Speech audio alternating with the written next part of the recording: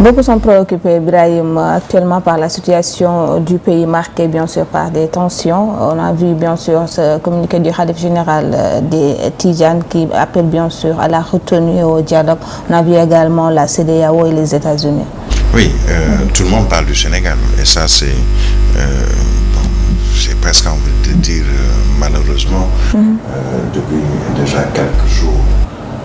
Concernant le communiqué du Khalife général des Tidjanes, déjà c'est une sortie à saluer et heureusement qu'au Sénégal on a encore ces socles-là pour la paix, pour la stabilité et que constituent les chefs religieux. Je disais souvent que on veut souvent entendre les chefs religieux. Chaque fois qu'il y a une situation, certains disent mais où sont les chefs religieux? Qu'est-ce qu'ils attendent pour parler? Mais il faut rappeler que nos chefs religieux, nos dignitaires religieux sont un peu dans la diplomatie. C'est-à-dire que, comme dans le monde diplomatique, on ne dit pas tout au tout. Il y a certaines choses que certains, ou pour ne pas dire tous les chefs religieux, ont en commun. Ils règlent des situations sans peut-être que tout le monde ne le sache, sans pour autant sortir, prendre le micro, appeler la presse pour faire des sorties, puisque ils ont également ce sacerdoce de maintenir à flot notre pays, maintenir dans la quiétude, dans la paix, le Sénégal, et ils discutent avec qui ils doivent discuter. Quand on envoie un communiqué du Khalife général des Tidjanes, mais sachez qu'il a déjà appelé, discuté avec les hommes politiques, qu'il a eu aussi peut-être l'onction du Khalife de Touba à qui il voue, ou pour qui il voue un immense respect, étant son grand frère. Il a sûrement appelé les autres chefs religieux des différentes cités religieuses du Sénégal pour leur dire, écoutez, je vais faire ceci, ou qu'est-ce qu'il faut faire pour sauvegarder nos populations, sauvegarder nos talibés, sauvegarder le Sénégal de manière générale.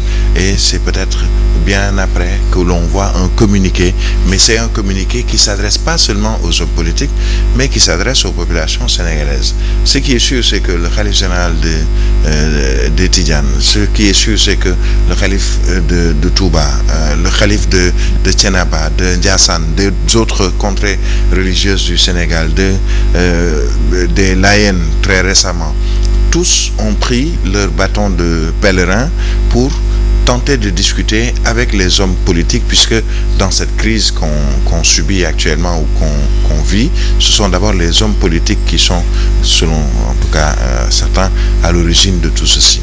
Ils sont dans la diplomatie, ils ne disent pas tout haut ce que tout le monde veut savoir ou ce que tout le monde veut entendre.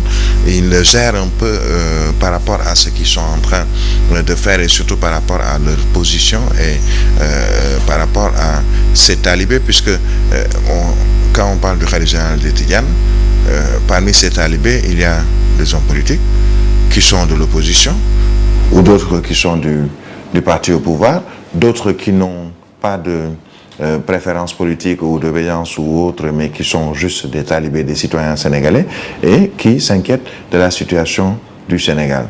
Il joue son rôle, il est dans son rôle.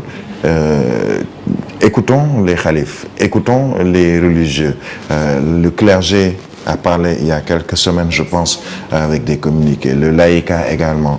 Les hommes religieux, malgré ce que l'on peut penser, ils sont au fait de l'actualité et ils savent comment parler et à qui parler.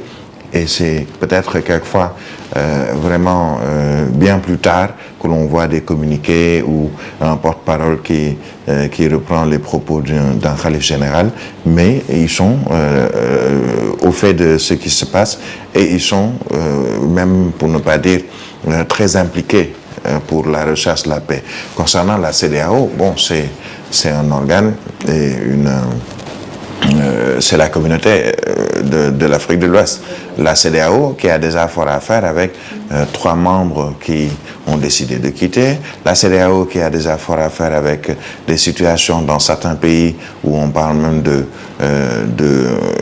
guerre ou de problèmes sécuritaires, notamment avec le djihadisme ou autres attentats ou autres qui sont notés dans certains de nos États membres, il est tout à fait normal, et ça c'est dans les textes de la CEDEAO, chaque fois qu'il y a un pays qui est en difficulté, que la CEDEAO puisse intervenir, notamment sur le plan diplomatique, mais aussi même des fois, si cela est nécessaire, sur le plan militaire.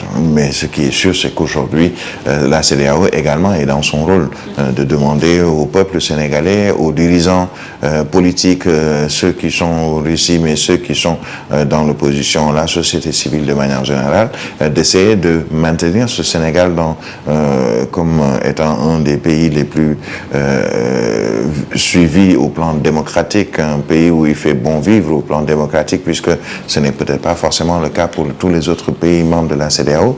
Et donc on peut dire que la CEDEAO est dans son rôle. On avait annoncé la présence du président en exercice de la CEDEAO, par ailleurs président du Nigeria, qui finalement a préféré attendre le Parlement de la CEDEAO. Au sein de ce Parlement de la CEDEAO, on parle presque tous les jours, ou à chaque session, des différents pays, puisqu'il y a ce qu'on appelle les rapports pays. Je connais un peu le Parlement de la CEDEAO pour avoir accompagné à plusieurs reprises l'ancien président du Parlement, M. Moustapha Cissé Lo, que je salue au passage et à qui je voue un immense respect par rapport au travail qu'il a effectué au niveau du Parlement de la CEDEAO. C'est tout à fait normal. On a des députés qui sont membres du Parlement de la CEDEAO. Et parmi les députés, il y a par exemple Guy Marius Sagna, qui a été élu député du Parlement de la CEDEAO, Abdoulaye Wilane, entre autres députés sénégalais, puisqu'il y a un nombre dédié de députés pour le Sénégal et pour tous les autres États membres de la CEDEAO. Ils sont dans leur rôle pour essayer de tenter de sortir un peu un des États membres de cette communauté économique des États de l'Afrique de l'Ouest d'une situation assez difficile. Qui regrette une incompréhension de cette lettre. Oui, d'autres parlent aujourd'hui d'un démenti de l'ancien président, deuxième président du Sénégal, Abdou Diouf. Il a encore une fois donc voulu éclairer sa position par rapport justement à leur écrit conjoint, lui et le chef de l'État, en tout cas Abdoulaye Wade. C'est tout à fait normal. Il y a eu beaucoup de commentaires là-dessus. À chacun son idée, à chacun son commentaire, à chacun sa compréhension sur cette lettre. Et selon certainement donc ses écrits, il a eu à voir peut-être ou à entendre des personnes qui ont mal commenté ou ont mal compris le message qu'il voulait passer. C'est la raison pour laquelle il a encore une fois davantage écrit. Il l'a expliqué depuis qu'il a quitté presque le Sénégal en 2000. Il s'est un tout petit peu retiré de la scène politique, mais aussi à rester sans commentaire, en tout cas sans beaucoup de commentaires sur ce qui se passe au Sénégal. Et là aujourd'hui il en fallait la peine. Vous le disiez tout à l'heure, le Khalife général des Tidjanes a parlé. Le